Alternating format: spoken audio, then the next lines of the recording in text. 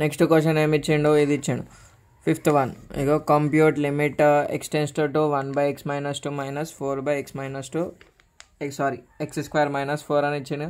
దీన్ని ఏం చేస్తామంటే సింపుల్గా 2ని 2² రాసుకుంటాం.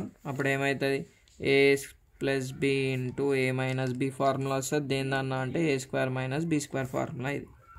సో అట్లనే వేసుకుంటావు చూడు. ఇప్పుడు లిమిట్ x టెన్స్ టు 2, ఎందుకంటే 2ని మనం డైరెక్ట్ సబ్స్టిట్యూట్ చేసే 1/0 అన్డిఫైన్డ్ ఫామ్ వస్తుంది కాబట్టి ఇట్లా చేసాం అంతే.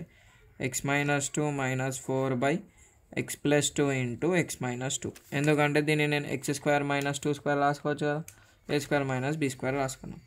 అప్పుడు ఏమవుతుంది అంటే limit x tends to 2, LCM తీసుకో, x + 2 x - 2 వస్తుంది. ఏదైనా సిమిలర్ టర్మ్ ఉంటే అది అట్లనే రాసుకుంటాం ఒకసారి. సో ఇక్కడ x - 2 ఉంది కదా, x - 2 బంద్ చేసాయి, 1 × ఏదైతే మనం టర్మ్ లేదో అది రాస్తాం, 4 × ఈడ x - 2 ఉంది, ఈడ 2 ఉన్నాయి కదా, సో ఈడున్న టర్మ్ను చూసుకో, మొత్తం బంద్ చేసినాం, ఏం లేదు 1.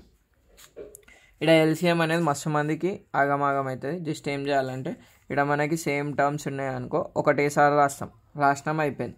ఇక్కడ x - 2 ఉంది కదా, x - 2ని బంద్ చేసేయి, ఏదైతే టర్మ్ కనిపిస్తుందో దాన్ని 1 × చేయి, తర్వాత ఇక్కడ 4, ఇక్కడ మొత్తం మనకి x + 2 x - 2 ఉంది కదా, మొత్తం బంద్ చేసి ఏం కనిపిస్తలేదు × 1 పెట్టుకో అంతే. సో ఇప్పుడు మనం ఇది సబ్స్టిట్యూట్ చేసి ఏమవుతుంది, limit x tends to 2 x + 2 - 4/x + 2 x - 2.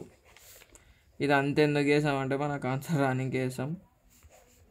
ఇగో +2 - 4 అంటే -2 వస్తుంది, x + 2 × x - 2 అవుతుంది, ఇది క్యాన్సిల్ అవుతుంది.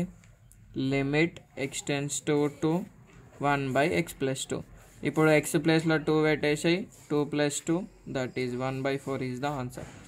లాస్ట్కి ఏం చేశారంటే వచ్చినాక therefore limit x tends to 2 1/x - 2 - 4/x² - 4 = 1/4 అని రాస్తే సరిపోతుంది ఆన్సర్.